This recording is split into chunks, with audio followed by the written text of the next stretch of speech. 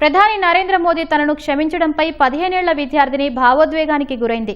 అంతా అయిపోయిందనుకున్న సమయంలో ప్రధాని చూపిన ఉదారత తనకి రెండోసారి జీవితాన్ని ఇచ్చిందని ఆ బాలిక చెప్పుకొచ్చింది.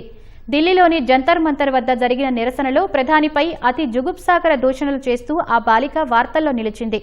తాను చేసిన ఇంత పెద్ద తప్పుకు మోదీ క్షమిస్తారని అనుకోలేదని తెలిపింది. ప్రధాని సందేశం వినగానే కళ్లలో నీళ్లు తిరిగాయని పేర్కొంది. జంతర్ మంతర్ వద్ద కొందరు వ్యక్తులు, యూట్యూబర్లు చెప్పిన మాటల వల్లే తాను ప్రభావానికి లోనై అలా మాట్లాడానని చెప్పింది. ప్రధాని క్షమించినా బెదిరింపులు ఆగడం లేదని, గుర్తు తెలియని వ్యక్తులు అత్యాచారం చేస్తామని తనకు మెసేజ్లు చేస్తున్నారని పేర్కొంది. కాగా నిరసనల్లో అనేక మంది యువతీ యువకులు ప్రధానితో పాటు ఆయన తల్లిపై అనుచిత వ్యాఖ్యలు చేశారు.